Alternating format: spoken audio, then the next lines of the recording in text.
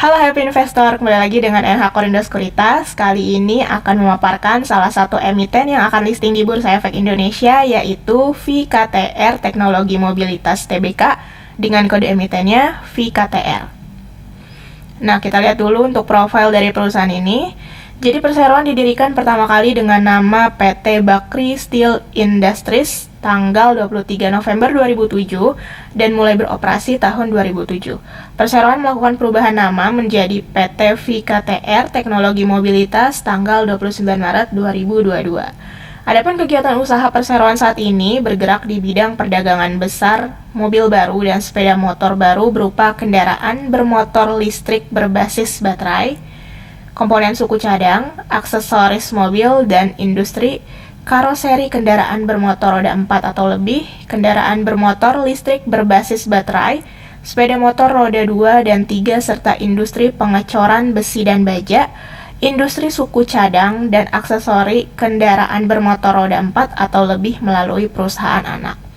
Nah, perseroan ini merupakan salah satu pionir dalam bidang elektrifikasi transportasi di Indonesia. Perseroan memulai perjalanannya dalam menjual bus listrik tahun 2018. Perseroan melakukan peluncuran produk bus listrik BYD di IMF atau World Bank Conference sebagai langkah permulaan mengenalkan bus listrik di Indonesia. Nah, kemudian ini kita bisa lihat contoh produk dari emiten VKTR. Ada contohnya bus listrik, motor listrik, charging station, dan lain sebagainya. Nah, untuk struktur IPO, kali ini emiten mengeluarkan jumlah saham sebanyak 8.750 juta lembar dengan persentasenya yaitu 20% dari modal ditempatkan dan disetor penuh setelah penawaran umum. Nilai nominalnya yaitu Rp10 per lembar. Harga pelaksanaan pada kisaran Rp100 hingga Rp130 per lembar. Kemudian nilai IPO yang akan didapat oleh emiten ini maksimal sebanyak Rp1.137.500 juta, di mana penjamin emisi kali ini yaitu PT Samuel Sekuritas Indonesia, PT Cipta Dana Sekuritas Asia, dan PT Trimegah Sekuritas Indonesia Tbk.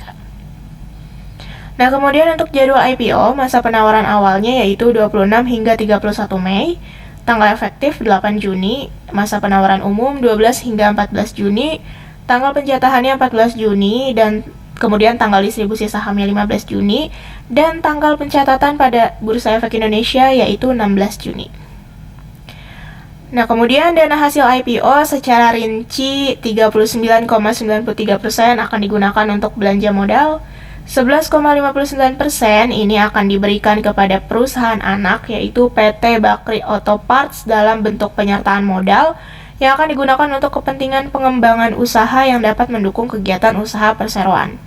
Kemudian sebesar 2,49% ini untuk pelunasan seluruh dan sebagian pokok utang kepada PT Tambara Tama Mandiri, 1,38% untuk pelunasan seluruh pokok utang kepada PT Andara Multisarana.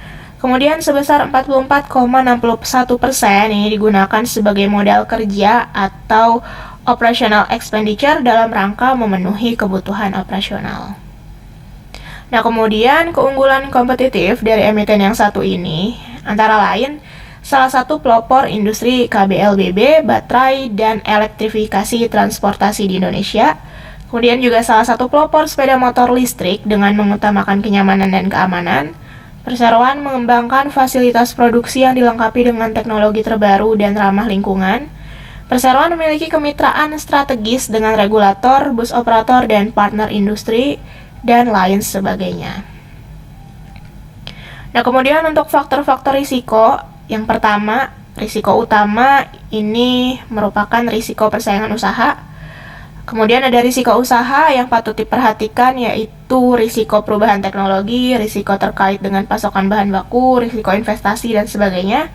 Kemudian ada risiko umum, antara lain risiko kondisi perekonomian secara makro atau global, risiko perubahan kurs valuta asing, risiko ketentuan negara lain atau peraturan internasional, dan lain sebagainya.